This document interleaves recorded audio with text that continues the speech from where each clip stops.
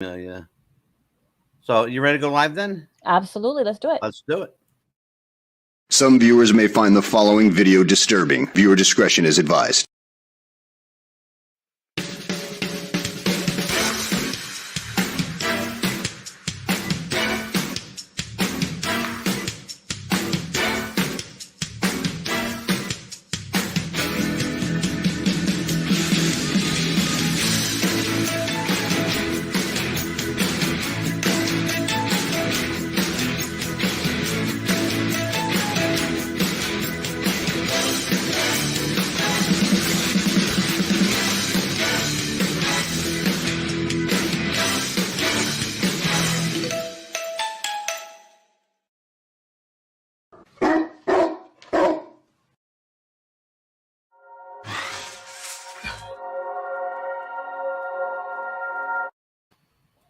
Well, good evening, everybody. It's Tuesday night, and Amelia, that means only one thing.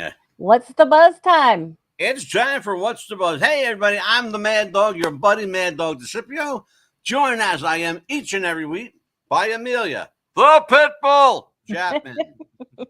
Absolutely. How you doing, kid? I'm Hey, listen, doing You're good. wearing my shirt tonight. What's up with Absolutely. this stuff? Yeah, I know, right? I want to tell people we did not coordinate this. I promise you, we did not coordinate. Nope. This is called an inkling of the spirit. Actually, it's actually called Great Minds By Think the way, Alike. you'll notice that no, you're not dreaming. This is not like some surrealistic thing. There is a priest sitting next to me. Hi, everybody. This is Pastor Steve Kwiatkowski. He is the gentleman that married Anita and I. And I've known him since he was like this big. That's right. You were like 7. Yeah. You were like 7 years old because you used to run around giving them a hard time. Always. Oh. His grandmother, rest in peace. I was a handful. Don't let that You're still a handful. Yeah. You're still a I handful. don't believe that for a minute that he's a handful. Oh, I am. I know his mother for years and years. She was an entertainer. His father was a great entertainer as well. And he's got the musical chops, this guy. He sings, he plays a multitude of instruments, and it just comes natural. It's when you encourage people to be musical, you know. Thank you. You played the piano, the accordion, what other keyboard do you play? Organ. And do you play like guitar or you play percussion, right? Guitar, little guitar, little guitar, little banjo, little of this, little of that. Yeah. I think everything I do covers a multitude of sins. Absolutely. Yes. Absolutely. Tonight, speaking of a multitude of sins, folks, I have a show for you tonight. We're going to get into it because we got to go. Yes. We are going back down the rabbit hole of Jonestown.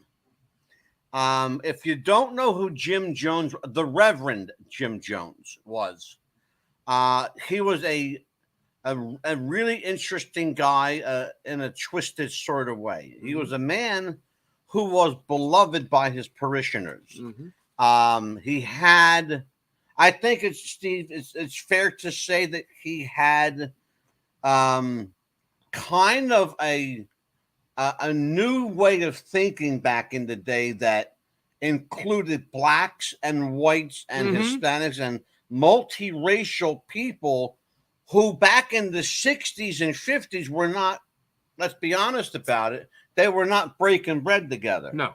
And exactly so right. I think it's fair to say that Jim Jones, in his forward thinking, assembling black and white together was ahead of his time, and he was beloved for that.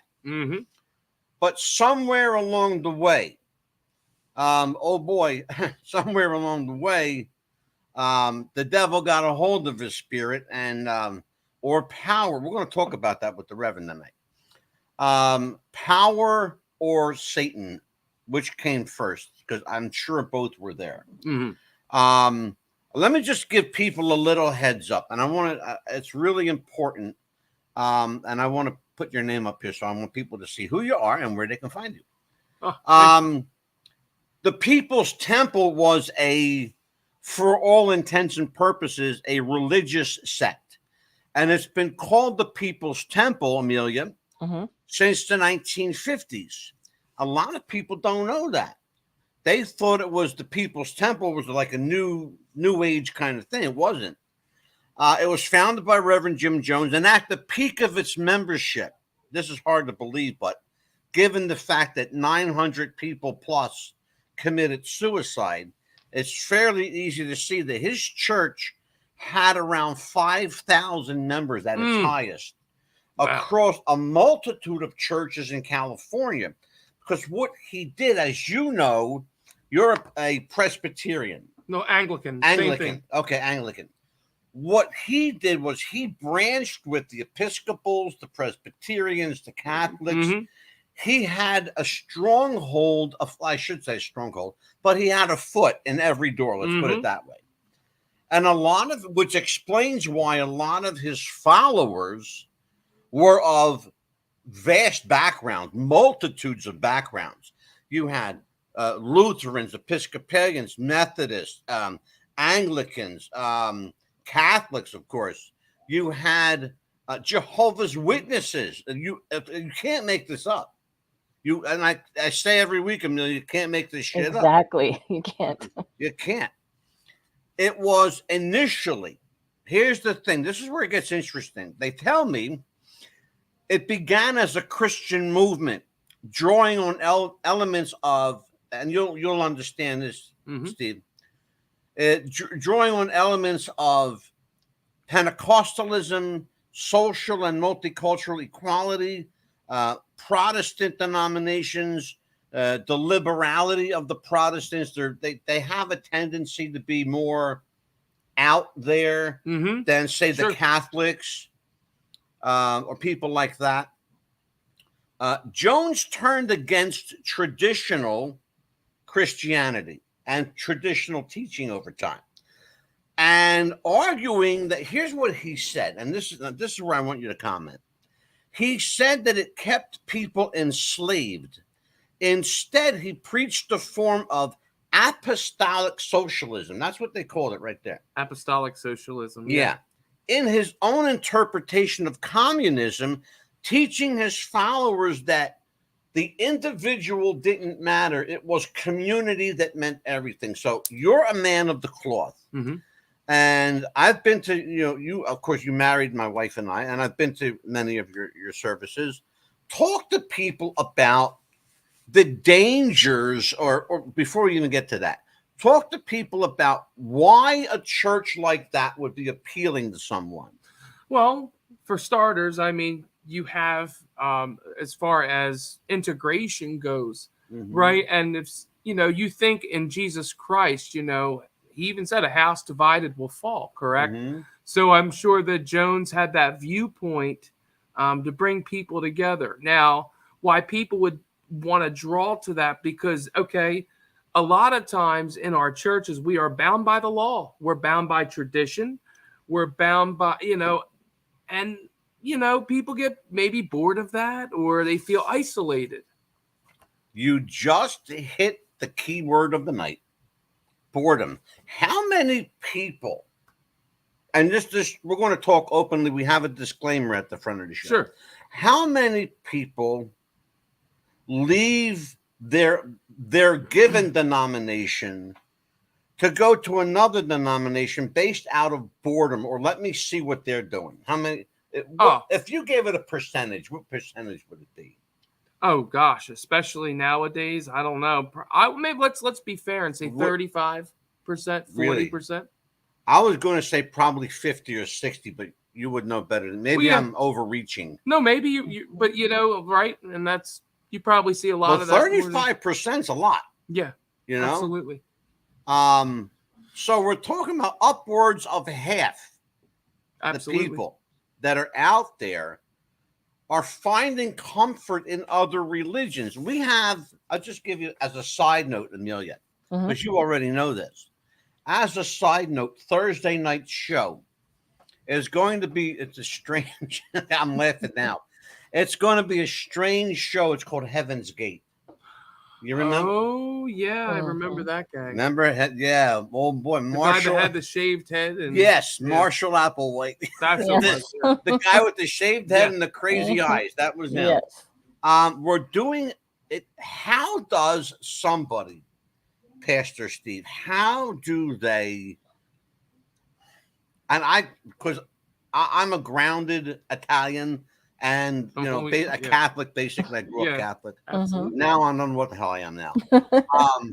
But look, I'm in the majority because most people don't know what the hell they are. Right.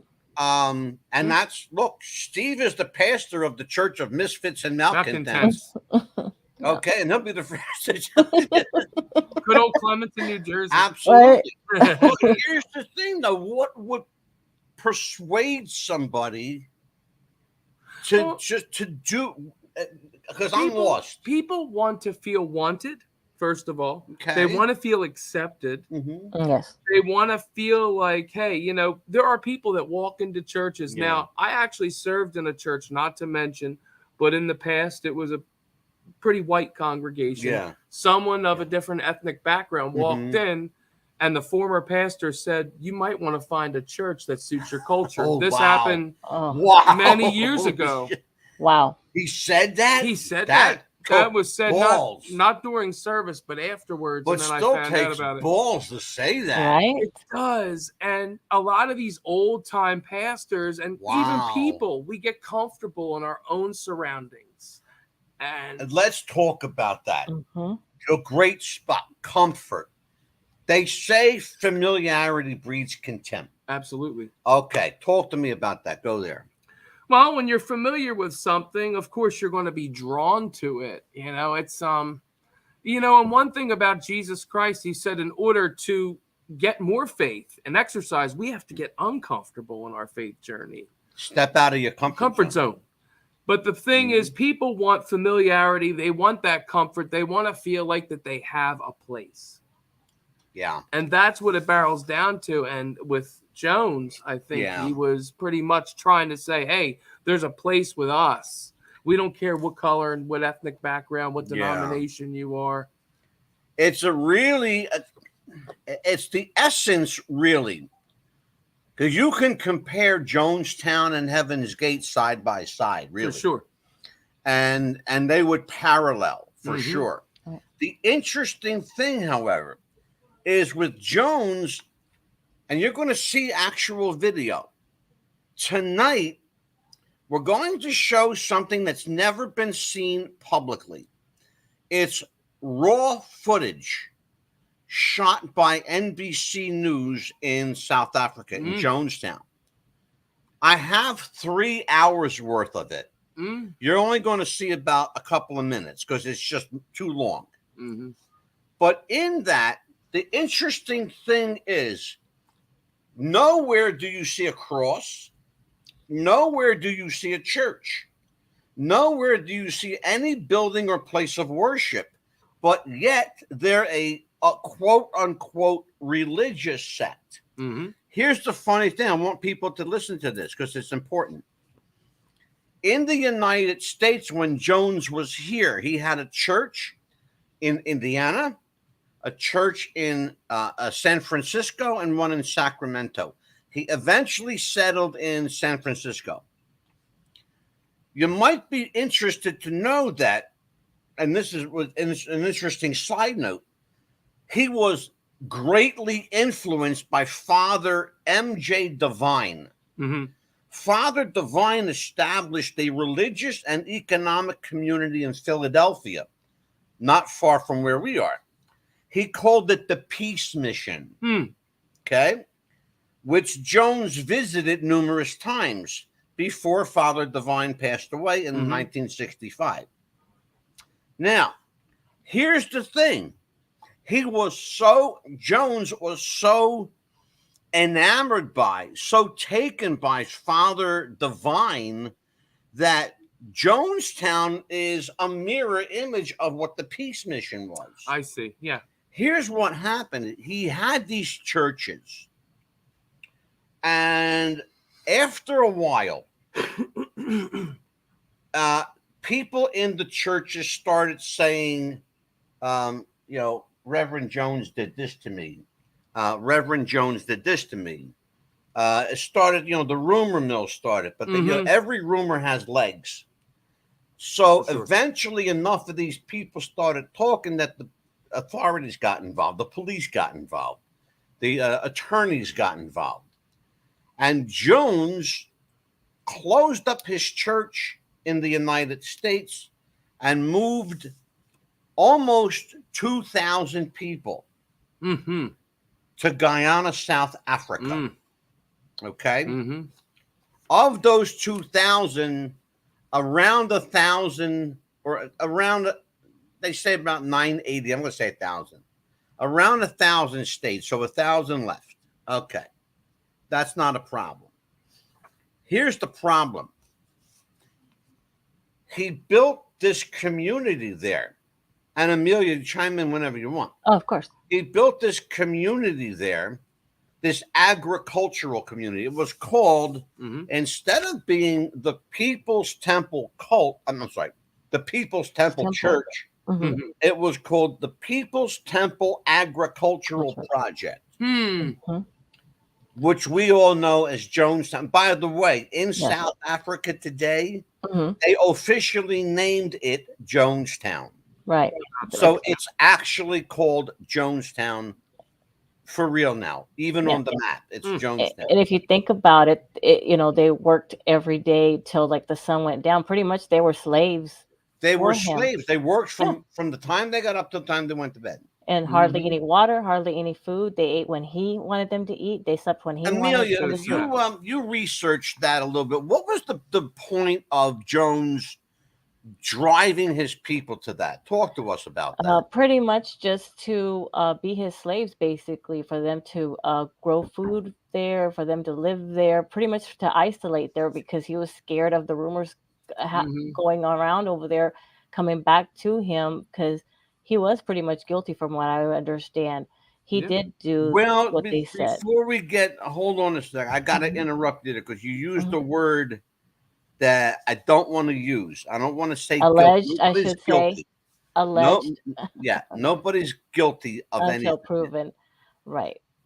No one's guilty. What we know? Well, we don't know if he's guilty because he's dead. Exactly. Well, they allegedly said, he did this to me, he did that, like Angela said earlier. So he pretty much wanted to avoid all the rumors, because a lot of the time, people that do run away are guilty, basically. So. Okay, and I understand that.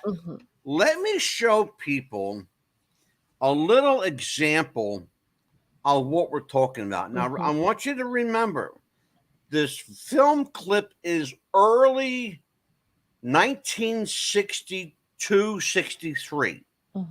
It's before President Kennedy's assassinated. We know that. So it's got to be early 60s, okay? So take a look at this.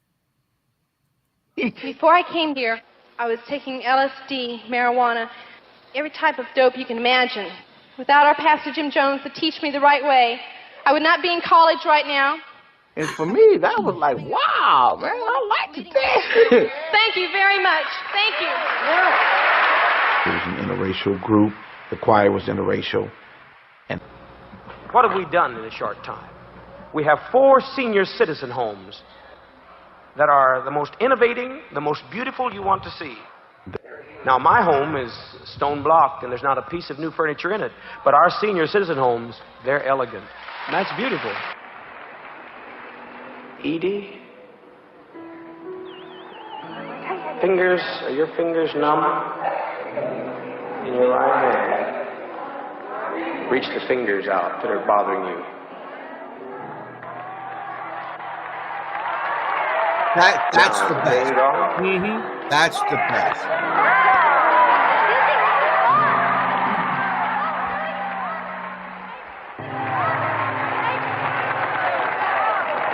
Take your glasses off. Let's just dare in our faith.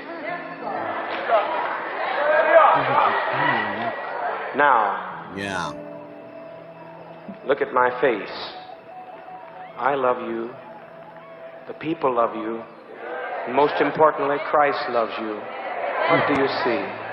One finger. One finger. never shall forget what he's done for me. Oh, what he's done for me. Okay, now there are a couple of problems I have with Yeah, I remember hearing this already. There's a couple problems, old pastor, I have. Okay. All right. But Yeah. here's the first problem I have. Mhm. It's bad enough that he's got a fake woman in the first thing that we see. Yeah. There's a woman saying that, because you notice she said, if it wasn't for Pastor Jim Jones, I wouldn't be in college, blah, blah, blah. Okay. My gut, my spirit tells me that woman was a plant. Yes. She was there to rally the troops. And Sure, you know how it goes. Oh, I do. Because if you know what it's, remember TV Ernest preachers. Angley and people like that, Yeah. what they do is they get one person riled up and then emotion takes hold. It's a lot with these fake TV preachers, the same Yeah. thing. That's exactly what I'm talking about. That was Exactly. rumored They that he do did it. Here that. was That's what the they next do. thing.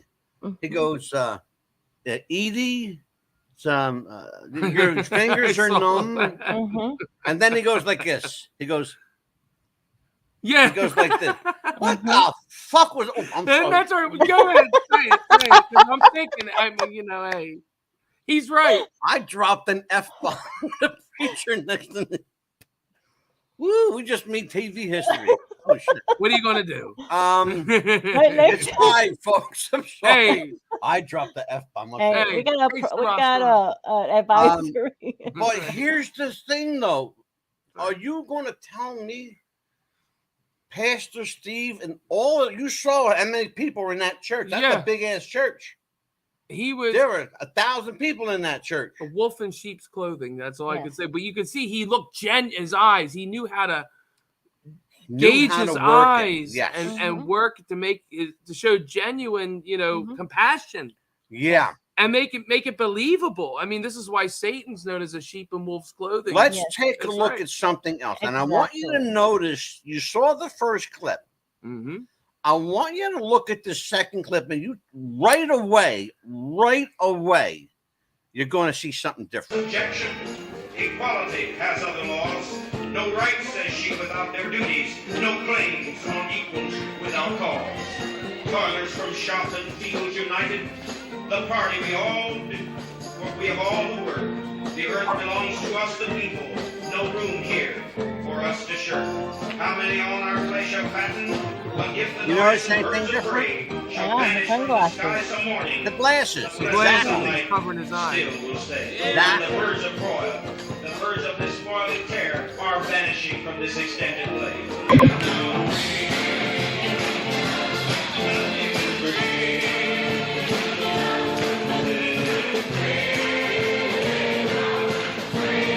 And there's a lot of people in this place.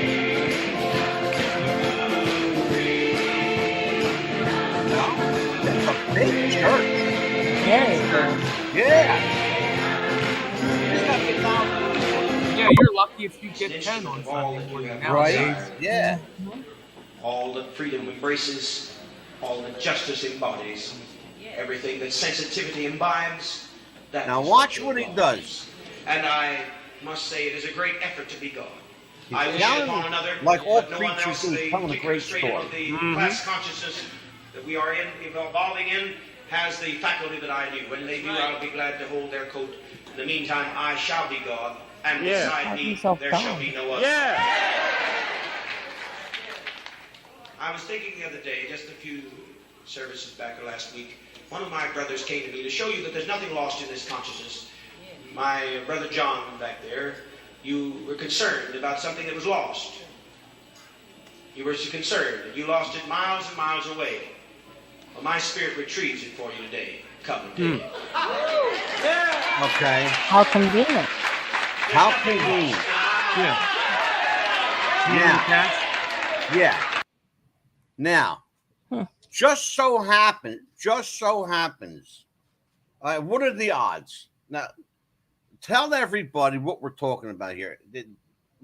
the setup here, and I'll let Pastor Steve explain why preachers do this, especially television preachers. Oh yeah, Oh yeah. He tells a story of a sad sack, a poor soul that's lost money, whatever. Okay. All of a sudden, he's there telling the story. Pulls out $100 bill. Now the inference is that he's going to give this $100 bill. Okay. That's the inference. You know where it's going. It's going straight south into his pocket. Okay. Yeah. Explain to people, Pastor, the emotional connection that people have with stories like that and why everybody loves a feel-good story like that. Because most people are living in a society that, I mean, you think that beats us up. We've lost many things, right? Living life, you know, we go through financial difficulties, friendship difficulties. We lose, finances, friends, places, things that keep us comfortable, right? So we go through a sense of loss in day-to-day life, especially, you know, nowadays. And so when you get to the heart of people, anybody can identify because everybody's been through something.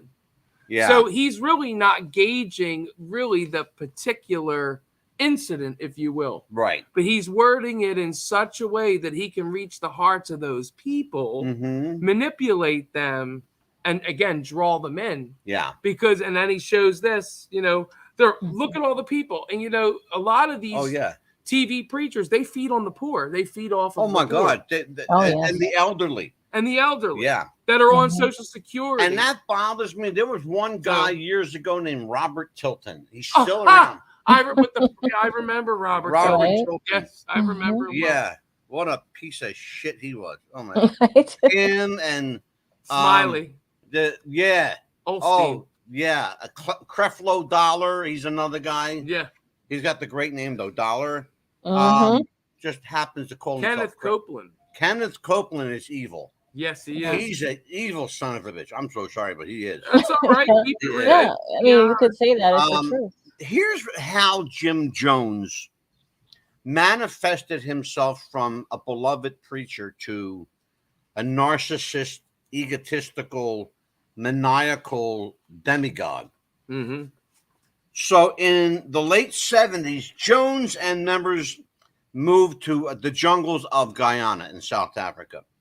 They established an agricultural project called the Peoples Temple Agricultural Project. In that settlement, he set himself up as the all-knowing, all-seeing God of the. He set himself up as a God. He was also influenced by his mother and her religious beliefs, her Protestant values. But his theology, though, was largely self-styled, incorporating elements of Pentecostal, which was gifts of the Spirit, healing, discernment, calling on the Holy Spirit for directions on matter, social and multicultural equality, which is why he had so many blacks, so many Hispanics and minorities in his group. He was influenced by the social gospel of the liberal Protestant denominations like the Methodists, Episcopalians, Presbyterians, and he incorporated these themes prevalent in African American churches, such as using the terms liberation, freedom, justice, judgment. And as I mentioned earlier, he was a big fan of Father Divine. Jones is an interesting guy in a lot of different ways. Before we talk about what happened in Guyana, Jones during the 50s was attending communist meetings. And he was the more he attended, the more he became influenced by that propaganda, the communist propaganda. By the way, the idea of communism is a noble idea that everybody works together for the common good. Yeah, That's a dangerous. That's concept. a danger, but that's Mhm. the concept. That's the general consensus. If we all work together, right? Right. That's Yeah. that's where they get people. But here's the thing. Make them feel real good. Yeah. Yeah. And, remember what the scripture says? Peace, peace. Where there was no peace, there is no peace. That's what they're going to try to Yes, say. exactly. And that's how the devil manipulates false hope. From the here's how it changed, though. From the early 70s, he denounced traditional Christianity, claiming that it kept people enslaved. Now, we're going to talk about that. He also taught an alternative view of God as divine principle. Not that God was not a person, God was an idea. That's what he's teaching. By the way, he never mentions Jesus. You never heard the word Jesus yet, have you? Because he doesn't believe in Jesus. No. That would explain why he did what he did. Yeah, well, it will explain a lot. Yeah. He taught the view of God as a divine principle in which the principle of love was socialism. In other words, this is what he's not saying God is love. The Bible says God is love. He's saying that love is socialism. Socialism is what Joe Biden is trying to do to the United States of America right now. Yeah, it's just a nice way of communism. Yeah, that's what Barack Obama tried to do to the United States of America. Okay? But that's the democratic mindset. They have a socialist mindset. Brainwashing. Yes, ma'am. It would not surprise you to find out that Jim Jones was a Democrat, by the way. Yes, exactly. Now, seems like it. Here's the interesting thing, and then I'm going to go to Amelia on this. He, in his teaching of apostolic socialism, he stressed that members should live as the early Christians did in the New Testament book of the Acts of the Apostles, holding all things in common and everyone receiving according to their needs. Would you please explain to everyone exactly what that means from a biblical standpoint and not from the Jones standpoint? What's that about apostolic socialism? Yeah. He claims these principles are in the Bible, in the Acts of the Apostles. What, socialism? Yeah. Yeah, that's something that I guess as far as being charitable, as we are supposed to show charity, right? And that's what the apostles were teaching, to be charitable, that you will know that you are my disciples if you love one another. You know what I mean? You can go down the list. The problem with that, I would say, is that if you can't have one without the other, there still needs to be consistent doctrine. And that's where we're going to right now. The ideal was always to create a community in accordance, a community in a quote unquote promised land. Right.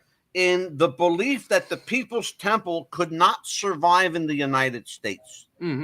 They couldn't survive because he was being persecuted by prosecutors and police for inappropriate sexual behavior back in the time. Right. We know that he did more than that when he got to Guyana. Oh, sure, yeah. Members were tested on their commitment to the community, up to and including through the practice of suicide drills. Jones was revered as a charismatic preacher and a prophet, if not God himself, by his followers. We saw that the other night. Amelia, tell me if I'm lying. Oh, no, we did. The other night when we did Charles Manson. Yes. And we did a show on Manson. David Koresh. And we did David Koresh was another one who said that he is the Messiah. Yes. Now, how often, Pastor, is that notion, that idea that the leader of the faction is not a representative of God, but God? Well, remember in Scripture, we learn that Jesus said if someone says, here he is, or, there will be many false Christs and false prophets. If somebody claims to be Jesus, you know, I mean, we know about the 7-year tribulation, obviously. Yeah. But we are told to look for the Lord with the, behold, he cometh in the clouds. You know, Christ will be descending, right? Yeah. And if anybody claims to be Christ, which is contrary, he's antichrist, is what the scripture exactly. says. And to prove your point, Jones' mission was to teach others how to become gods like himself. And this is right here. Yeah. Complete with manifestations of social. They never used the word miracle. No. We never used the word Jesus or God. He's using the term God, little g, by the way. Small g. Manifestations of socialism. Jones was a self-styled, self-proclaimed visionary prophet. Now, we're going to get to what happened in South Africa. And I want everybody, because this is going to get a little wordy here. Bear with me, folks, because this is where I got to read now. On November 17th, Congressman Ryan and reporters were welcomed to the Jonestown compound. You're going to see pictures tonight. To their surprise, they had a dinner with an evening of entertainment. Now, the Congressman Leo Ryan, who came there as a member of a delegation investigating wrongdoing, because people at the temple had gotten messages back to their family in the United States that Reverend Jones has lost his mind and he's doing things that are not Christian. So they told their representative in San Francisco, who was the late Congressman Leo Ryan. Congressman Ryan gets there with a delegation of other members of Congress. And then you're going to see they were welcomed with, they had dancing and music and all kinds of, you're going to see this tonight. Jones even agreed to meet with reporters, which he did. You're going to see that tonight. During the visit, some people members, listen to this one. Amelia, you're going to take over this in a bit. Okay. Some People's Temple cult members, I keep saying cult. Some People's Temple members asked Ryan's group to help them get out of Jonestown. Amelia. Yes.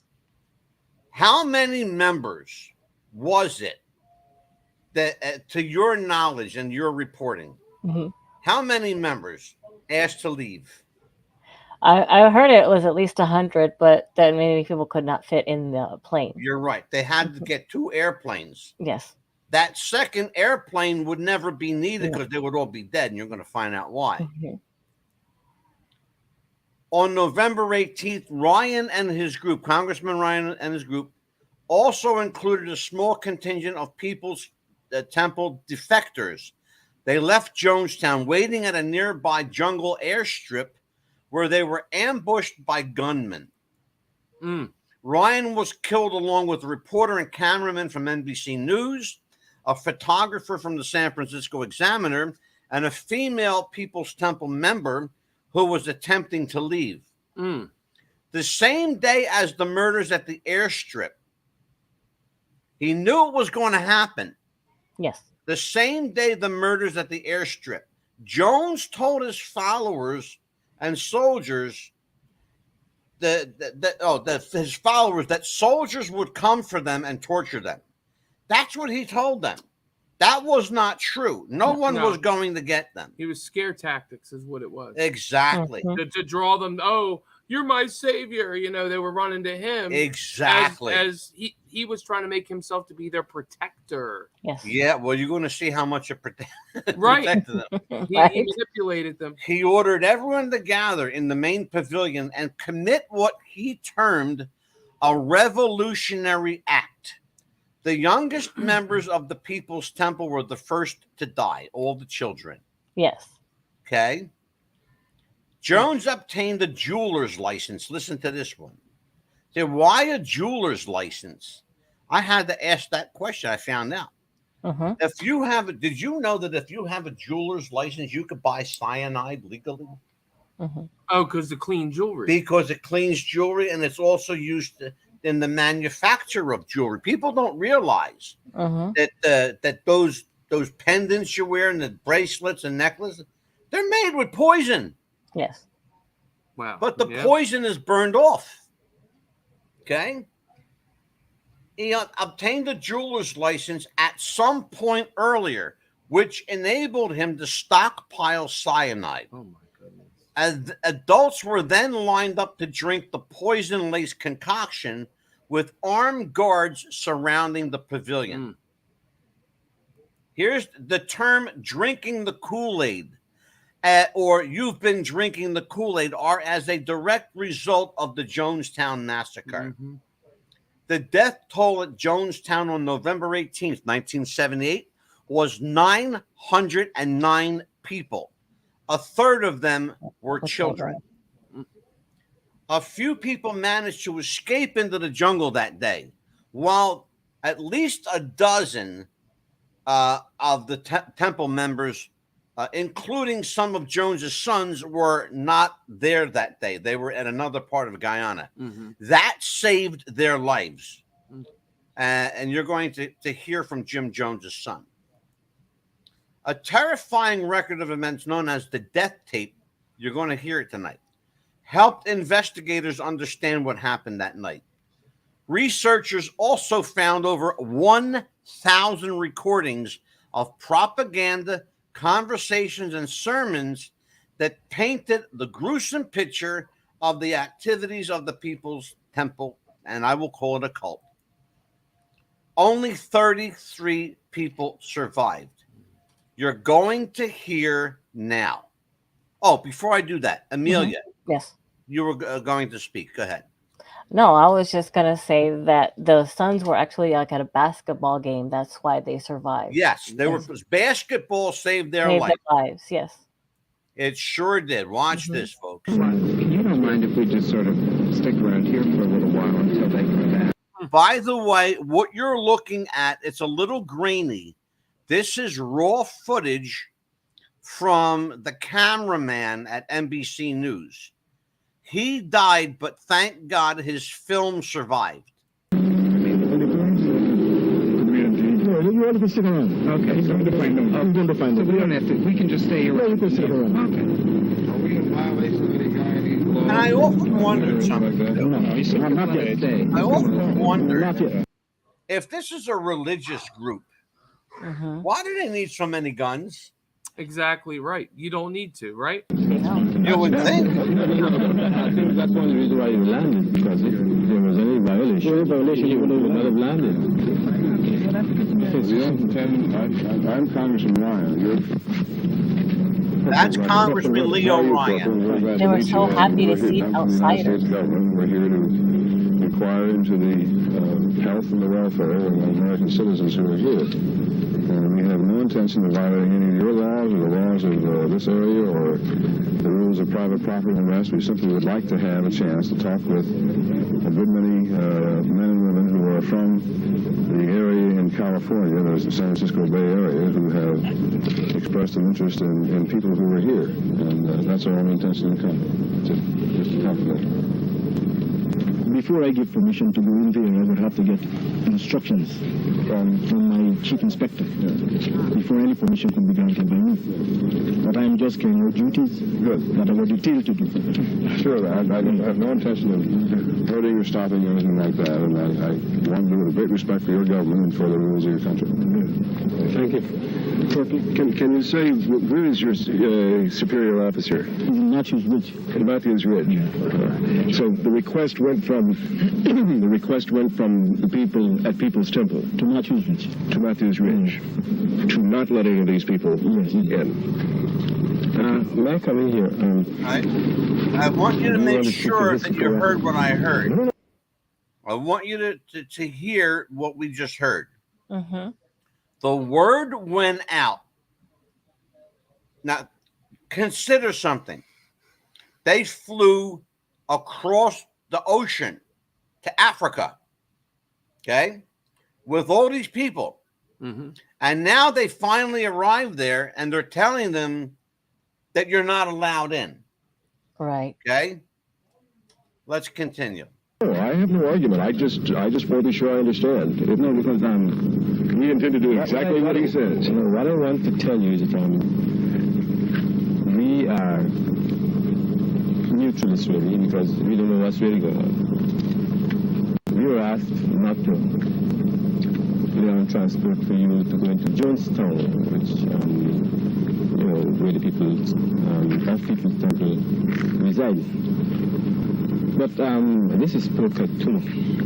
I'm the officer in charge here. If a chance you want to go to have any contact with Georgetown or, let's say, the police at Matthews Ridge, you're welcome. Okay? Thank you. Well, that's my stand. Thank you very much. You understand that as far as I'm concerned, as a member of Congress, I'm here simply asking People's Temple if they will allow us to come in. We do not intend any kind of trouble, any kind of problem. We're seeking that's their your problem and the People's Temple. Right. We're seeking their My situation is, I'm just handing this out to you. Right. And if you want to make further contact, you're welcome. Fine. Thank you. I think I'll take you to my office and you can ring. Thank you. You're welcome. You're welcome too. Thank you. Thank you. And I'm going to play the whole thing. I want you to watch it. It's really a pleasure to be here. I really appreciate the hospitality you've shown me already. My work here is important to me. I know it's very important to you too. I hope to be through here tomorrow sometime. In the meantime, you're obviously having a very good time tonight. I don't want to spoil any more with political speeches.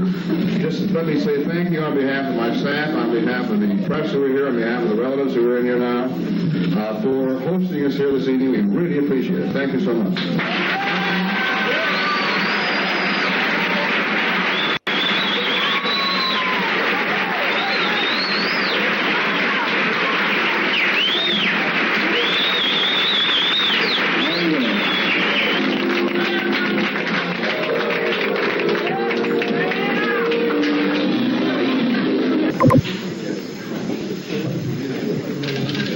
That's one of Jim Jones' sons.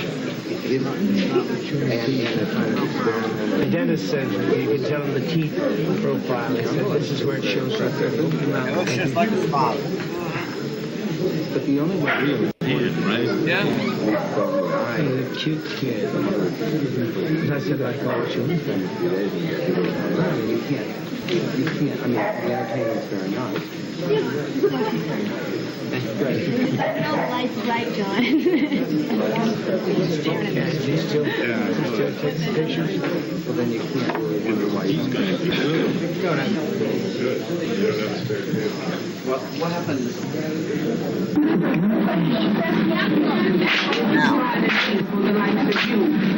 Now, they put a big show on for them and everything. Yeah.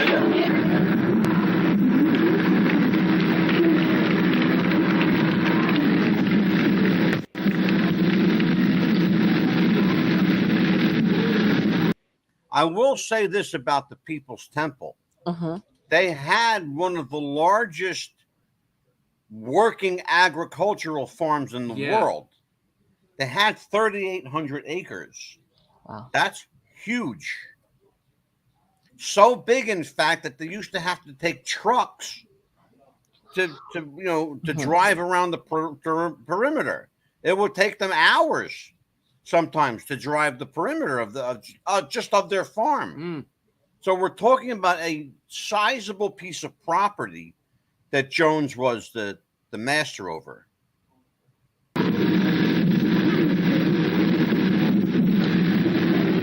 I want you to take notes of how many people decide to leave at the last minute.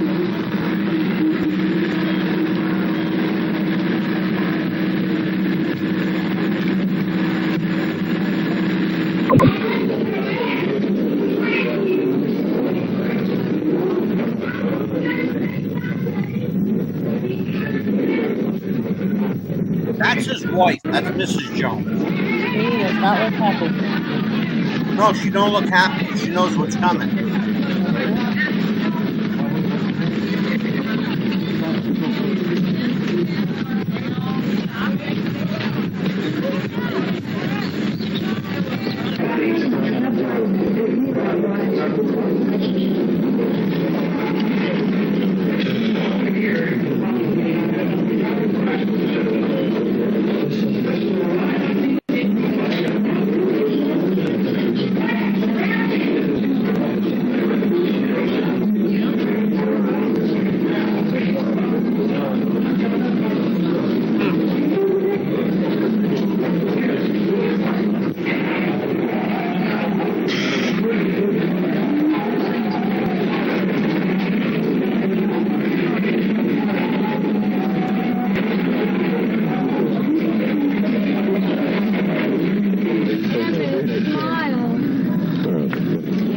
last night when I talked to Maria, she said she accused the words that I was saying as being words coming out of my father's mouth. And I said, well, Maria, I want to give you the backstory over here.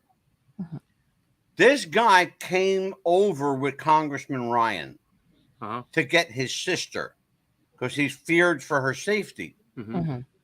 He's sitting next to his sister. She tells him that she's okay. It's just hard for me but he don't to know believe that her. the words you're saying aren't coming from somebody else's mouth and not yours. That's why I wouldn't, for me to be satisfied, I'd have to see it somewhere else.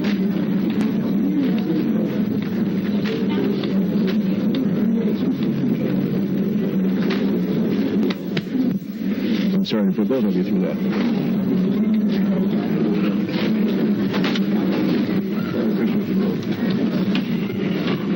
I'm going to jump ahead on this one. Yeah. Okay. This is really important because you're seeing something nobody ever seen before. These are Jones's inner circle. Okay? It's never been captured on film before. This is his inner circle. These are the people responsible for giving everyone else their orders. And what he's telling them here is put the plan into motion. And the plan is mass suicide.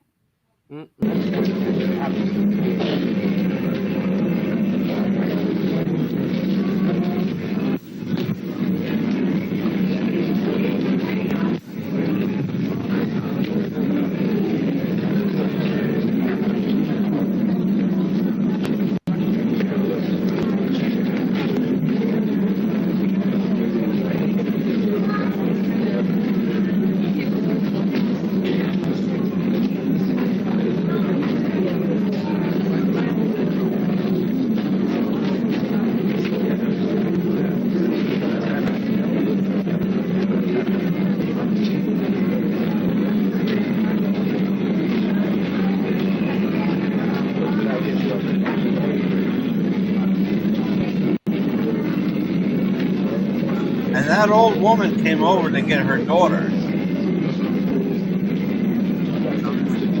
Yeah. She never made it back. Yeah, she got killed at the airport. You're going to see a great many people that want to leave. Nobody's going to do anything that'll make you do something that you don't want to do. I want to get my Two girls that I need to talk to first. Okay. Your aunt is not sure you want to be here. Do you? Yes, I do very much. I wouldn't want to leave. You're happy here. I'm very happy here. It's the best place I've ever been.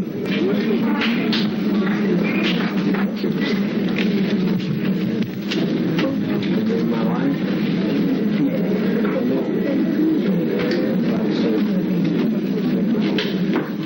That reporter also gets killed at the airport.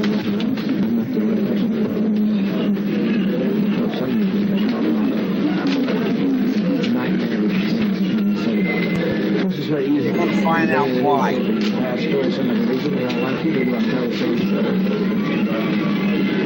had a closed society.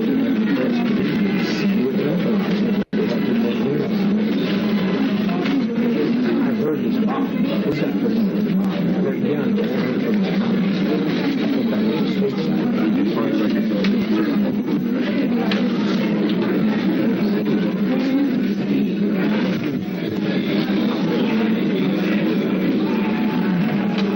I'm going back. All right, this is critical. Because you're going to see something that nobody picked up on before. Over this because, as I say, I can concede to you the amount of work that's been done here, because that's not an argument point. So that leaves only one thing. We're watching it now. He's getting the order now. that leaves only one thing to be explored. And that's this question of... There's a lot to be explored.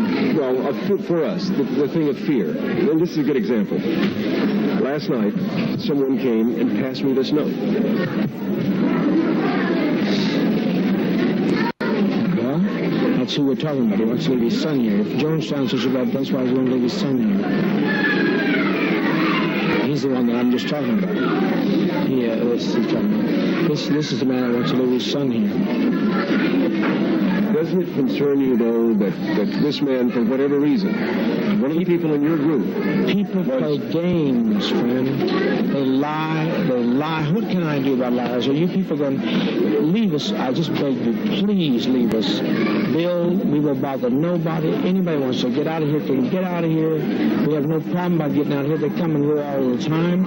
I don't know what kind of game. People like publicity. Some people do. I don't. Some people like publicity. If it's so damn bad, why is he leaving his son here? Can you give me a good reason for that? I'd take my son with me.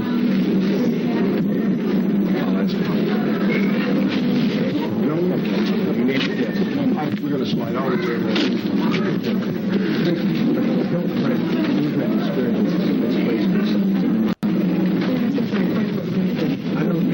I should never tell the story for you and your community. I doubt if it shall be. I didn't expect it to be. But I will live in anticipation.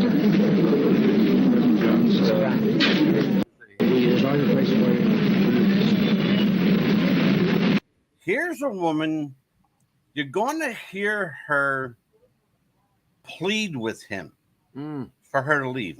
Never been seen before. Never, ever been seen before. Sorry. There's always a place for it. I know there always will be a place for it. I have no problem with it. Even some that have lied, they've come back. No, I think I pretty well proved. I understand. Forgiving person, they just watch those people that call themselves trees and commissions.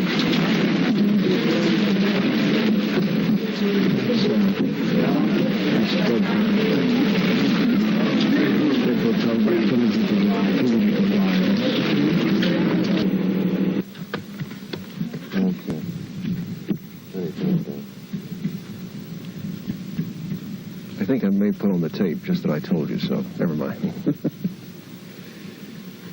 What happened? Well, we were, all of a sudden, we had a whole lot of people at the last minute who wanted to go. Suddenly rushed forward and said, we want to leave. We knew about two as early as last night. We knew about a family this morning that said, we got to go. And you have to understand there's a high degree of agitation on the part of those who want to go, and they were really very much in fear. And so we made arrangements for them, and of course the transportation is extremely limited and very difficult.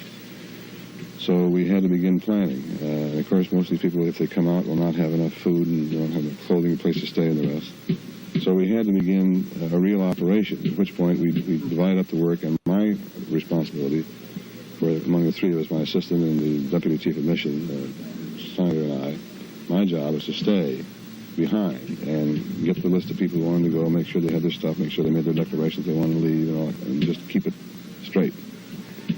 And I was doing that, which included going with some of them to get their belongings because they were reluctant to go back to their buildings alone.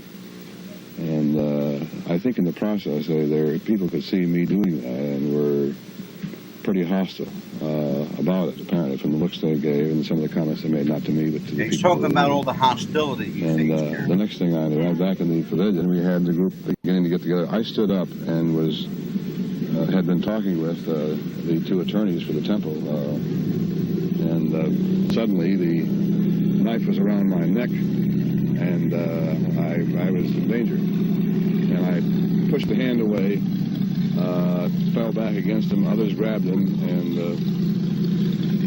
pulled him off me. And that's where wow. You grabbed him. Everybody. Yeah, they stuck the knife around his neck. Oh, the knife through his neck. Mark, I didn't know at the time, but there was a hand there grabbing with a knife along with mine, and I was very grateful. And we began to ride him down. Others jumped on. There was radio screaming and carrying on and so on. Everybody just jumped on and began riding him down. I sagged and went this way and began leaning backward, and kept doing that until somebody actually got the knife out of his hand. And I jumped up and came away, and he was down on the floor, and they still struggling, and there must have been 6 or 7 people sitting on him, and on arms and legs and everything else. Did he say anything when he came up? Yeah, he said something about rob and choke and kill and or knife. I don't know. But what he said was he intended to kill me. That didn't work. The gun's not good. Now, this is the airplane. One airplane. You'll notice there's about 50, 75 people at this airstrip. They call for another airplane. You heard what they said about making transportation arrangements is horrible there because you're in a jungle. Look at those tiny planes. And look at the, yes, exactly. The small private, charter plane. Yeah.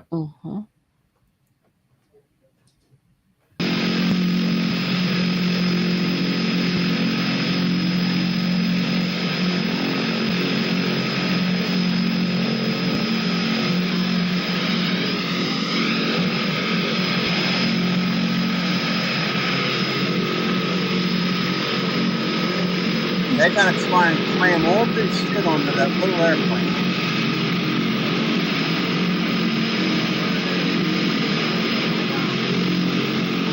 Doing what they can.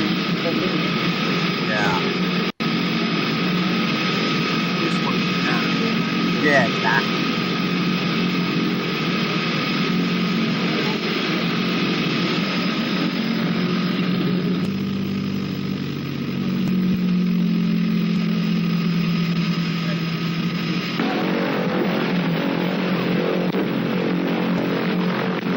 Now the cameraman is already shot at this point. Oh, that's what those guys were, weren't they? That was the soldiers, as they would say. Yep. The cameraman is shot at this point, but thankfully, and I think it's just a miracle of God that it happened, because if you know anything about a television camera, you got to keep your finger on that button for it to record. Right. This guy's, at this point, we don't know if he's dead or just hanging on to life. While he's filming. For some reason, it just kept recording. Thankfully. Now, let me tell you a little bit about this here. Wow. So Jones directed the residents to assemble at the pavilion. He told everybody to get and gather around. We're going to have a big meeting in it. They knew what was coming. Okay. Oh, yes. Despite some of objections, about 90% of Jonestown residents either committed suicide or were murdered on that day. If they didn't commit suicide willingly, he had the guards shoot them. Of the 100 or so survivors, only 4 managed to escape with their lives. 2 fled into the woods, and 2 elderly people hid. Poison was provided in the form of Flavor Aid and Kool-Aid. Potassium cyanide was mixed with sedatives and tranquilizers as part of this suicide cocktail. Parents, this is the sad part. Parents administered the poison to their children before taking it themselves. Armed guards prevented residents from leaving before they took the poison. This is where they get the expression, don't drink the Kool-Aid. It comes from the idea of blindly following orders to your detriment. Here's a woman named Sharon Amos. Let me tell you about her. Yes. She was not there that day. She was 1,000 miles away, living in the group's home in Georgetown. She received an order from Jonestown to commit suicide. She kills her 3 children. Then she kills herself. She commits suicide as the final act of defiance. Jones and another person died from a gunshot wound to the head. They didn't take the Kool-Aid. They didn't drink the Kool-Aid. They were shot. We still don't know whether he shot himself or whether the guards shot him. Here's the interesting thing. The church's spokesman named Mike Prokes, who had been sent to the Soviet embassy in Georgetown, Guyana. When the suicide started, he shot himself in the head at a press conference. You remember that one? I do remember that one. I do. You can find that. Actually. Yeah, you can. I think they banned it from YouTube, but at one point you could look it up, and they had. It's actually on a film called Faces of Death. That's it. Faces of Death from the 70s. He stated that he did not want to dissociate himself from the people who died at Jonestown. A final act of defiance. A guy who went to his grave believing this madman. Okay, so let's talk about this, Amelia. Oh my goodness, it's just so much unbelievable. To talk about. Yeah. Go ahead. Reminds me of a church that I had attended back in Texas that reminded me, like, okay, is this really churches that exist? And I am not going to attend church anymore because of this. Tell the pastor. Yeah, it was a church called Latter Rain. Would you believe that? Of all things. I have some of my congregants. They used to attend the Way Ministry, and it was the same concept. It was a cult, and they got out of that. I know what you're talking about. I don't know if you ever had a chance to look up the Way Ministry. Yeah, I know who they are. Yeah, and I do. Two of my they're a husband and wife, and a relative. They were all involved with that years ago, but they had left. Because it was the same thing. It was very manipulative, and it was a cult. Yeah, basically they did that, and they had their sons involved with their wives, and they were singing all the time, and he bragged about his oil company, and he was real rich, and that he bought his wife a car, a Corvette no less, and they brought this homeless guy in.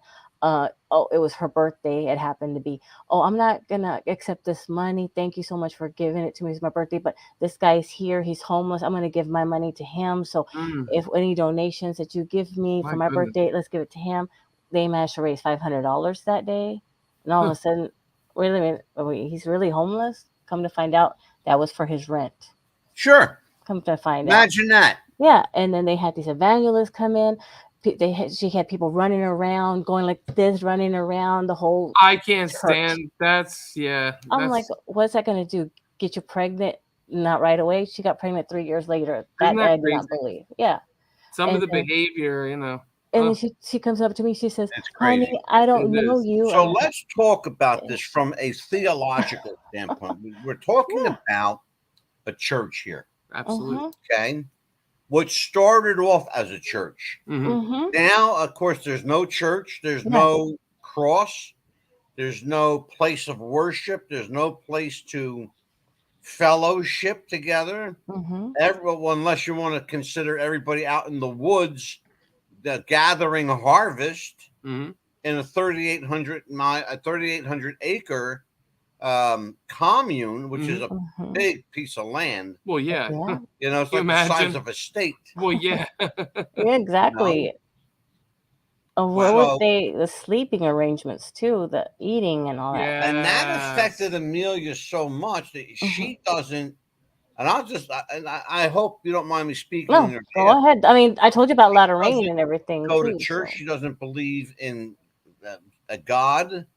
Well, not a God, perhaps, but just she doesn't trust people from church. She don't trust church people. I understand. Yeah. You tell everybody what your hang up with religion is. I just, it's not that I don't believe in God per se. It's just that I don't believe that the organizational part because of the corruption.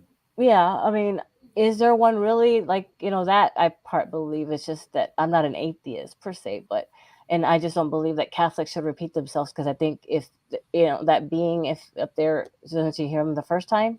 I mean, really? Well, I belong to a denomination that was founded by Henry VIII. You know what I mean? No, I'm just kidding. I mean, I'm joking. No, us Anglicans are actually pretty She's normal. agnostic. I'm out there. Is there one? Why is what's going? Why is there so much hurt in the world? Why did he take my cousin away from my aunt? Why is she suffering that so understand much? God gives free will. Well, yeah. I mean, with us Anglicans, have you ever Mhm. been to an Episcopal or an Anglican church? Pentecostal was the one that We're pretty at. well. No, Yeah. we're You know what I pretty mean? normal. That's the one. Yeah, that's why she don't believe in God. She belongs to Pentecostal Well, church. the latter rain church was Pentecostal, and they said that I was going to have the best job in the world. It'd take forever to find it. It's like, okay, I'm still waiting for it, but I think this one's it. Yeah, there's an element, though. I get it, Pastor Steve. There's an element of, even amongst the craziness of Jonestown, right? There's an element of theological hierarchy. Sure. Jim Jones is the Godhead. He's got his, for lack of a better word, his deacons, right? He's got his deacons with him. His minions, his deacons. His minions, yeah. Minions. Yes, is a good minions. word. I was gonna say. Yeah. Yeah, good word. I would say that.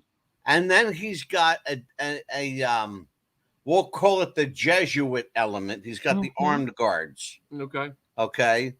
Those of you that are Catholic understand what I'm talking about with the Jesuits. They are Templar, the Vatican. Yeah, the Templars and the Jesuits. They are the Vatican's hit squad. That's what they are. It's God's hitmen. Right. And that's true. That's what the Knights Templar. Watch, if you get a chance to watch the Da Vinci Code or Angels and Demons. Yes. That's exactly what I'm talking about. The Order of Opus Dei. Yes. I know about Opus Dei. Yeah. I do too. It's scary shit. Yeah. Yeah. Oh, yeah. These are guys that will flog themselves till they're bleeding for God. It's crazy stuff. Oh, yeah. It really absolutely. is. We have somebody in the chat. Oh, my mother-in-law. Hi, Mom. My mother-in-law. That's Anita's mom. Hey, Anita's mom. How are you? I met Anita's mom before. Yeah. Yeah. She pops in every once in a while. To make sure he's behaving. Yeah, of course I am. Absolutely. I want you guys, particularly you, I want you to listen. And I'm going to play some Jim Jones audio. This is not a film. It's an audio clip. Of him with the cussing you were saying? Yeah. He was cursing. Listen to how, because I want you to talk about it afterward. I want you to listen to just, because he goes on a tirade for about 4 minutes. Wow. No, somebody's watching you. Yes. Somebody's watching you. And if you ain't doing nothing, you ain't got nothing to worry about. Because people watch me all day long, as I said. They would be over here, down the road. They can act like they're doing something, cleaning around, but they're watching, trying to see what's in my plate. So if people watch me, why shouldn't they watch you?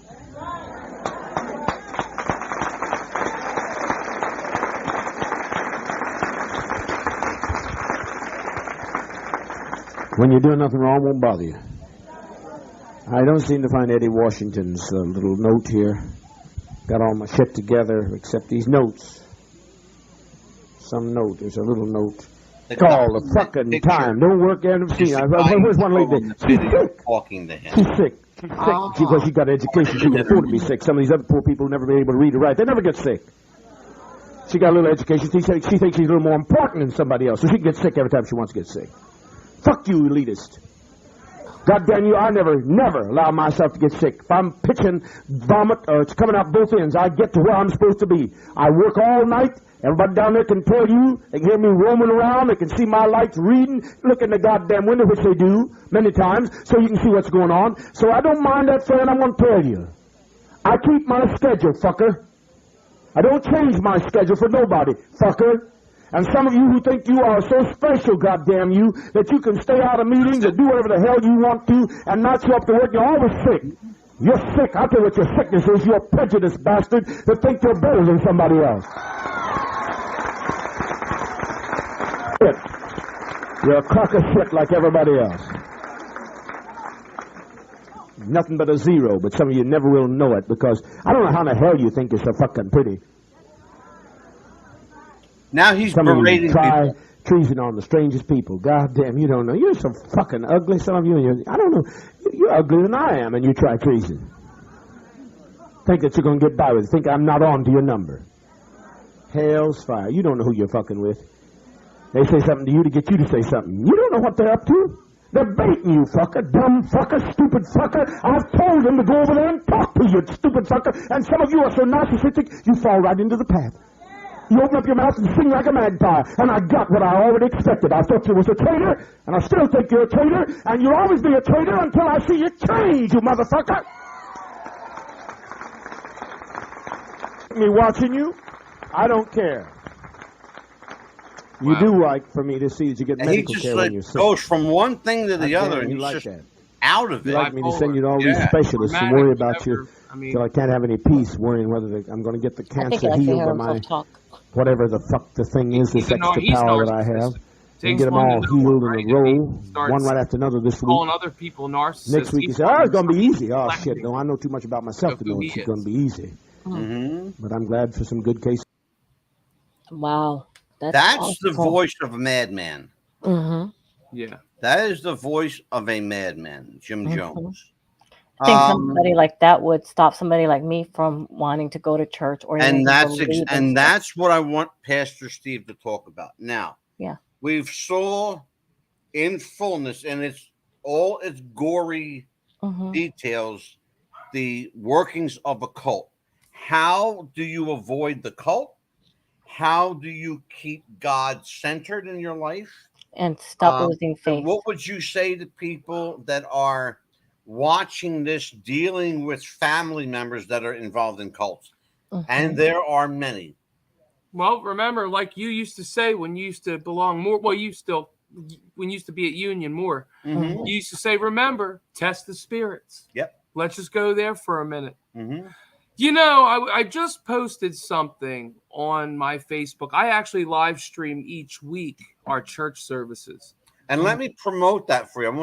I want to promote that as Pastor Stephen Kwakowski is the pastor. He is the shepherd over Union Church in Clementon, New Jersey. If you are in the area, please see him. He's at what's it on Naylor Road? What is it? Give the address. Union Church, 22 Naylor Avenue, Clementon, New Jersey, 08021. Little White Country Church. And it's beautiful. They took put that on our page. He took this. I remember the day you got it. He found this house right next door to him, right? Oh. And beautiful little church. He says that would make a great church one day. So he put an offering to buy it. This place, Amelia, looked like it was going to fall in on itself. It was bad. And it's 200 years old. It was a 200-year-old building. Yeah, for sure. For real. And a little history on it. Now, it was used as a chapel at one point. Well, back in those days, you know, a lot of there was house churches and everything. Apparently, and this was Bob. He put the wheelchair ramp on the front of it. All right. Bob Johnson. That used to be called Godchalk Lane originally. Wow. And the Godchalk Methodist Church met there. Oh, wow. No kidding. At one point. And that was like over 100 years ago or something. I saw this building the first time. I said, this used to be a church. It just, it just fell into. Yeah. I said, this place used to be a church. He goes, well, it's going to be a church again one day. Yeah. Yeah. Yeah, it was used as a home at one point. Yeah, it was a home. Somebody lived there. Yeah. It was going to get torn down if we didn't get it. Yeah, and they put a lot of blood, a lot of sweat equity into this place. Amazing God stuff. servants, I got to say that. Oh, yeah. We could put a picture of it. We could put a picture of it with his address on it. I'm an absent member of Union Church. That's exactly right. Because I got a lot of shit going on. We can put his address. It's been 40 years since the Jonestown massacre, the biggest mass murder-suicide in modern history. Behind it was this man, Jim Jones, who was the leader of an American Christian cult called Peoples Temple. It claimed the lives of over 900 people, which included over 300 children. So why did they die? In 1974, Jim Jones moved hundreds of his followers from the US to an isolated Guyanese jungle in South America. He leased over 3,800 acres to start a new community, Jonestowns. The followers were cut off from their family members. 4 years later, a US Congressman, Leo Ryan, organized a delegation of journalists and some concerned relatives to investigate Jonestown. The delegation was approached by at least a dozen cult followers who wanted to return back to the US. On November 18, 1978, as they waited for their flight, a group of temple gunmen opened fire and killed 5 people, including Congressman Leo Ryan. Meanwhile, Jones told his followers that the community was under threat and urged his followers to drink cyanide-laced punch. Take the portion like they used to take in ancient Greece and step over quietly, because we are not committing suicide. It's a revolutionary act. If we can't live in peace, then let's die in peace. Jonestown remains one of the largest single incident of intentional civilian death in American history. My goodness. How does someone have that much power over another person? Can you explain the psychology behind that? Absolutely. Wow. So you figure he was very good. You know, the devil is wily. We know that. That's why he's a wolf in sheep's clothing. He's manipulative, right? Yeah. So again, he's already told these people were nobodies. Basically, he fed on the weak. And, you know, he got them so manipulated to the point of just saying yes to him for everything. You know, he could say the sky was purple and it was really blue, and they would believe him because it was Jim Jones. See, a narcissist does those type of things. See, Jim Jones, deep down inside, truly, like, he hated himself. And you can see that he portrayed like being the strong leader. But as the old expression, misery loves company. So he was at the point of truly hating who he was. And probably hating the fact of a certain identity he didn't want to be revealed. Yeah. And, you know, that's how Satan works. What lies in darkness always comes to light. So what he was doing was masking his inner demon through this charismatic leader, and to make himself feel better, because they really hated him. They really didn't like him. He's like, well, guess what? You know, in his mind, he's like, well, if they hate me, you know, I'll just take them along with me and we'll all die together. And if you think about it, you heard to make him feel better. That's exactly right. If you think about what you just heard, that tirade that he went on. Absolutely. What was he doing? He was berating those people. Yes, he was. Manipulative. Yeah, he was telling the women they were ugly. Telling the guy that he didn't know shit, that he was fucking stupid. He used that word. You heard him use that. Yes, exactly. Their weaknesses. Yeah. He manipulated them to the point. See, he was already building them up, making them feel like they were worth something. Then he got their control because they let their guard down. Now he can just talk to them however he feels. He used that against them now, whatever. Reverse psychology. You know, sucking them in, feed on their weakness, make them feel real good, like they have value. Now you got the control. Exactly. Like gave them gold and then melted it. Exactly. Basically. And it's an MO, Amelia. Oh, because we're going to see more of it Thursday. Exactly. It's an MO that not everybody possesses this ability. Certain people. And it's funny because I was reading like the profile of people like cult leaders, Charles Manson, David Koresh, Marshall Applewhite, Jim Jones, oh God, who else? Amy Carlson. Amy Carlson, yes. What a strange I think I know cult the name. what a strange cult that was. Love has won. Yes. Yeah. All of those people had one thing in common. Everybody whose name I just mentioned had one thing in common. They all suffered from manic depression. Yes. Bipolar, they all suffered from manic depression and bipolar disorder. And if they weren't medicated, all hell broke loose. Wait a minute. We saw, Amelia, How Yes. about the video we saw of Amy Carlson? Yes. I'm not going to put words in your mouth. No. Tell the preacher. Oh yeah, oh my goodness, she had, oh my goodness, it was before or after she died? You're telling me. Both. Well, she was a beautiful she lady. considered herself God. Mother. She called herself God. I am God, she said. You know Yeah, what? Why don't we do She this? was a beautiful woman, a mother, and she pretty much had everything. And then all of a sudden, she called herself God, Mhm. and she said that she was God. She was born of Marilyn Monroe before, and if they didn't listen to her, then they would suffer her wrath. Here we go. Here you go, yeah. Amelia. Mm-hmm. Viewers may find the following video disturbing. Viewer discretion is advised. She screamed at him too that she was God. She said, I'm God. Yeah, I am God. Mother God, or starts off as a pretty Jean. young lady. Yeah. And you're going to watch her deteriorate. Oh, yeah. I'm surprised she didn't belong to That's her, yeah. I have heard of her before. It looks familiar now. There's Mom and G, Mother God. Yep. Drinking her booze. Yeah. So tequila, but 4 bottles a day.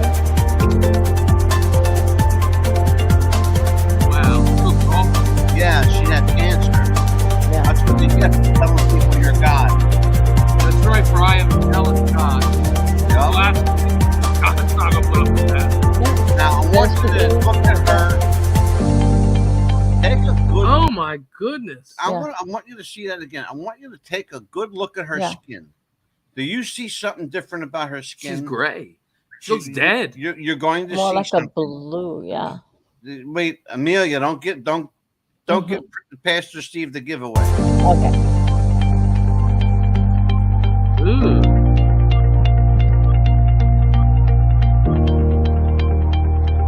She's in bed dying.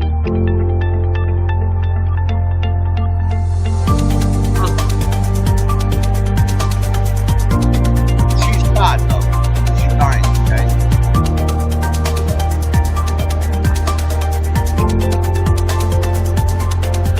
God is forever.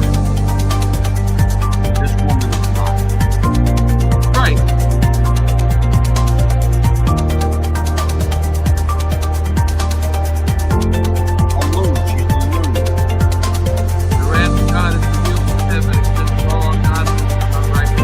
So bad that she appeared on Dr. Phil. Yeah.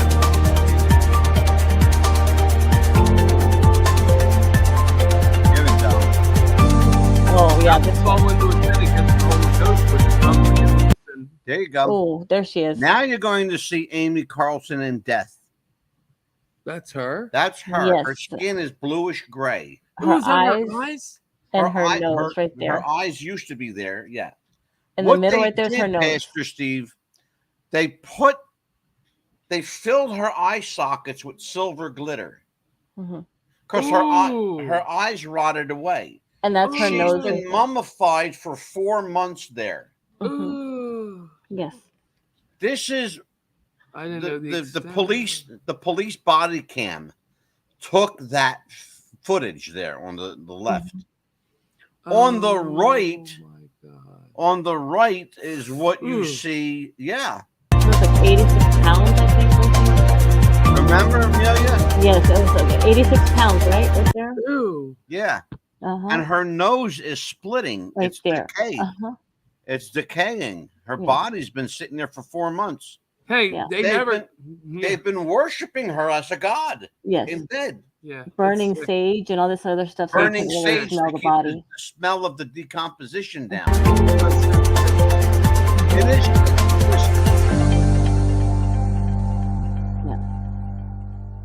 This is the crazy stuff that Love Has Won was all about. Yeah, that's nuts. We know she's not God. Jesus rose from the dead. They never found him. Yeah, he right? ascended to the Father, right? Sitteth at the right hand of God, the She Father said she Almighty. was God reincarnated like 100-something times. And she had been reincarnated by Marilyn Monroe. Oh yeah, she's been reincarnated. She's Marilyn Monroe. She had spoken to Robin Williams. Yeah, she's crazy. Well, I'll tell you what, Amelia, we got a busy couple weeks coming up. Tell everybody what's going on. Yes, we actually have on Thursday night, we're going to have Heaven's Gate coming up.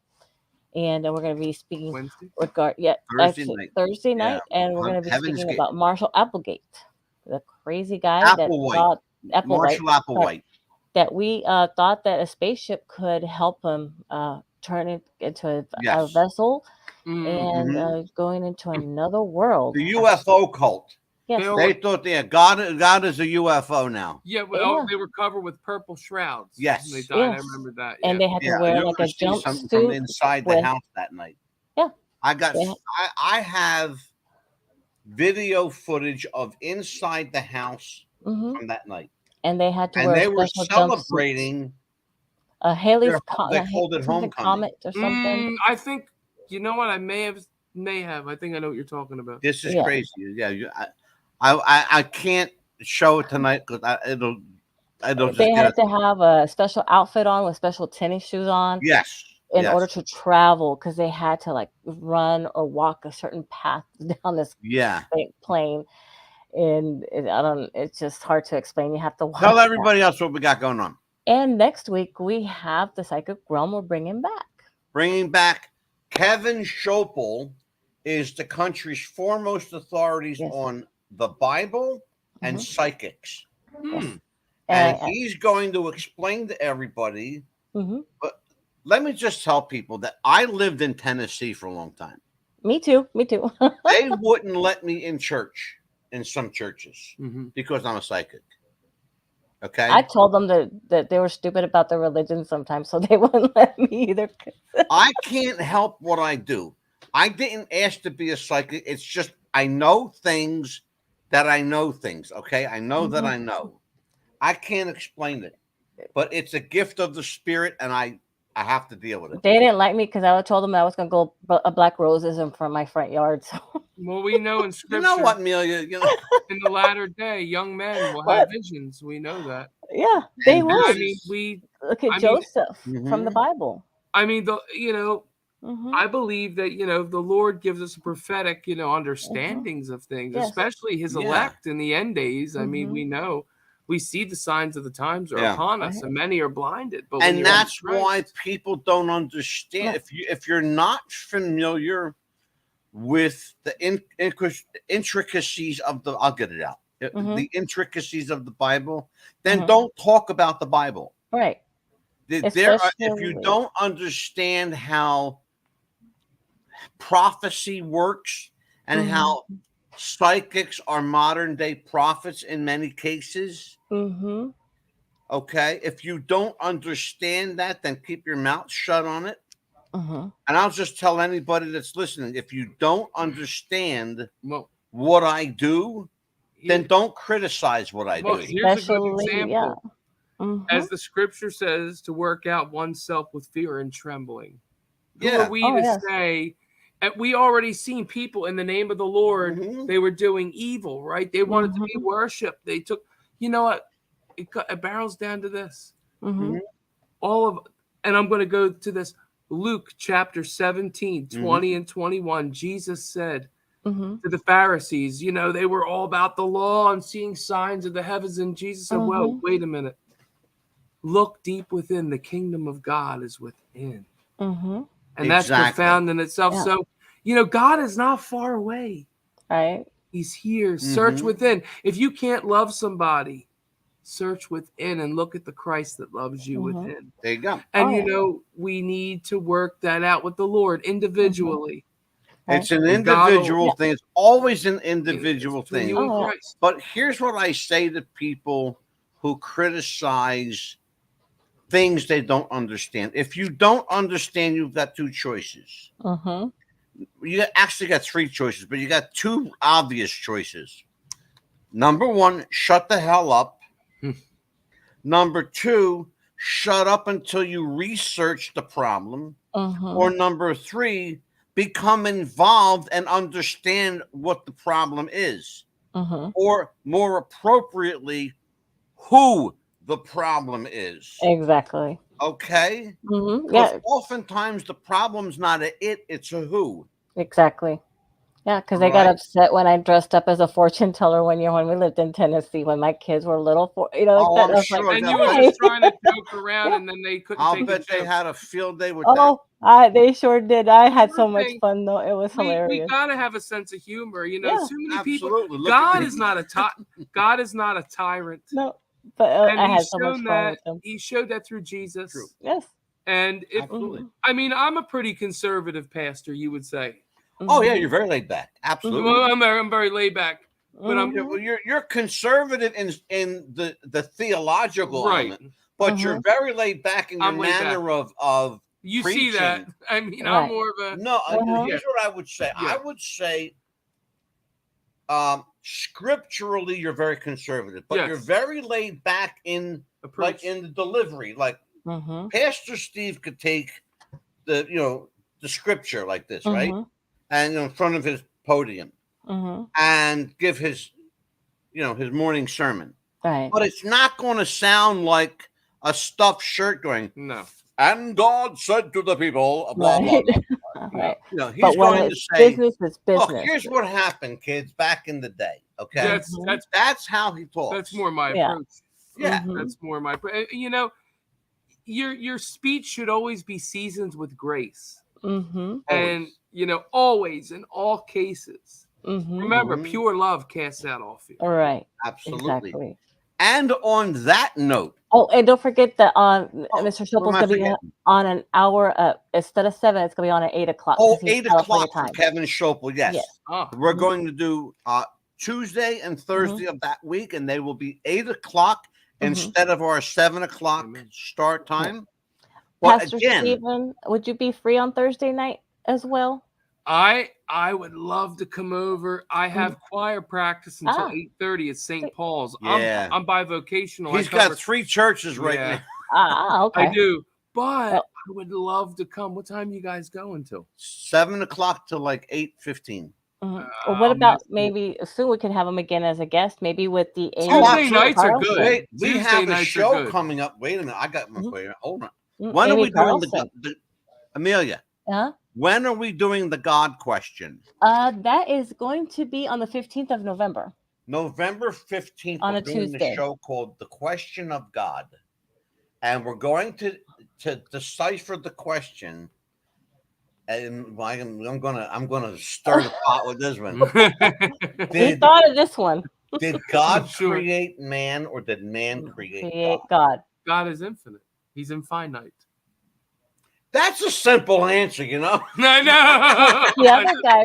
How would you? I don't know. The guest is probably Well, going to think that's the the opposite. question. So, It's an important question because there are people who believe the who opposite? don't, like Amelia, who don't believe. Is God a person? Is God a spirit? Is God omnipotent? Is God everywhere? Is God nowhere? Does We have God Latter Rain exist? Church to win for Is that there a one. God? Or did we create God for our own comfort? He looks at me like We're all a part of the Godhead, and that's what Jesus was talking about. he's going to have me say 10 Hail Marys by the time I No, go. no, you don't need. No, that would be Father O'Malley would do that. You don't need to do none of that stuff. All you need to do is, we know Christ has died, Christ is risen, right? He's alive. God is omnipresent. He's all around us. He's not all the way up there. He's accessible. I can vouch for that because God kicks my ass all the time. All the time. But you know what All it the is? It's that Latter Rain Church that did that to me. Messed you up, sure. Yeah, it did. Yeah. And we'll talk I about that. think more on there's that hope episode. for you. But you need somebody like Pastor Kwakowski. Come over. Hey, anytime you want. She's in Florida. That's okay. We can do you know Facebook. what? We can do phone numbers, right? You know Yeah, what? Wait a minute. I got absolutely. one better for you. Mm-hmm. I'm going to send her the link to your Facebook page. Yeah. Okay. They do live streaming their services. Okay. Every week I do daily mass too. I did Okay. morning. Well, you prayer. can give them my phone number too. I will absolutely. I'd be happy. I'm going to to. give that I'm going to give that to Steve tonight. Actually. Okay. Sounds good. Well, I'll tell you what. On behalf of Amelia, the Pitbull Chapman, and Nice to meet you, Pastor Amelia. Steve Nice to meet you Kwakowski too. of Union Church. Again, if you're in the area, 22 Naylor Road, Clementon, New Jersey. That's Steve Kwakowski. Just call him Pastor Steve. Everybody does. Just Pastor Steve. Whatever. Don't call me And late for dinner. but exactly. But I am the Mad Dog, Angelo Mad Dog. Mad Dog. For What's the Buzz Popcast. We'll see you Thursday night for Heaven's Gate. Take care, everybody. Good night. Good night.